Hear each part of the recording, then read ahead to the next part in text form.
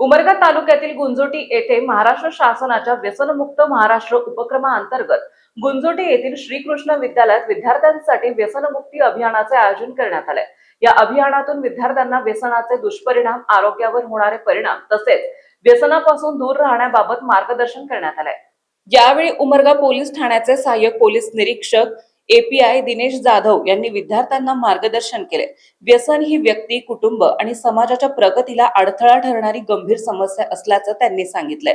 तंबाखू, गुटखा, सिगारेट, दारू, गांजा तसेच इतर अंमली पदार्थांपासून विद्यार्थ्यांनी कटाक्षाने दूर राहावे असे आवाहन त्यांनी केले। लहान वयात व्यसनाची सवय लागल्यास त्याचा शिक्षण, आरोग्य, व्यक्तिमत्व विकास आणि भविष्यातील जीवनावर विपरीत परिणाम होऊ शकतो। मित्रपरिवाराच्या दबावामुळे बळी न पडता चुकीच्या सवयींना ठामपणे नकार द्यावा, असेही जाधव यांनी विद्यार्थ्यांना सांगितले। व्यसनमुक्ती जीवन, निरोगी जीवन हा संदेश विद्यार्थ्यांनी आपल्या कुटुंबासह समाजापर्यंत पोहोचवावा।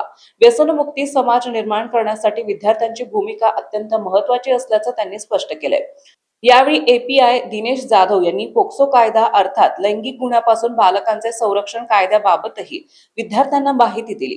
कार्यक्रमास बीड अंमलदार एस.जे. चौधरी तसेच बीबी कांबळे उपस्थित होते। विद्यालयाचे मुख्याध्यापक रविराज पाटील, उपमुख्याध्यापक सत्यवान भालेराव, पर्यवेक्षक अविनाश पाटील आणि प्राथमिक विभागाचे मुख्याध्यापक बसवराज पुरंद यांचीही उपस्थिती होती। मान्यवरांनी विद्यार्थ्यांनी व्यसनापासून दूर राहून शिक्षण, क्रीडा, वाचन आणि सकारात्मक उपक्रमावर लक्ष केंद्रित करण्याचे आवाहन केले। पोलीस विभागाच्या मार्गदर्शनातून राबवण्यात आलेल्या या उपक्रमामुळे विद्यार्थ्यांमध्ये व्यसनाच्या दुष्परिणामांविषयी जागरूकता निर्माण झाली। आजचा विद्यार्थी व्यसनमुक्त तर उद्याचा समाज निरोगी आणि सक्षम या संदेशाने कार्यक्रमाची सांगता झाली। कार्यक्रमाचे सूत्रसंचालन सोमशंकर कुंभार यांनी केले तर विद्यालयाच्या वतीने महेश दुधनकर यांनी पोलीस अधिकारी आणि उपस्थित मान्यवरांचे आभार मानले। जीटीव्ही मराठी जनतेचा बुलंद आवाज न्यूज चॅनलचे मुख्य संपादक विशाल देशमुख, गुंजोटी तालुका, उमरगा जिल्हा, धाराशिव।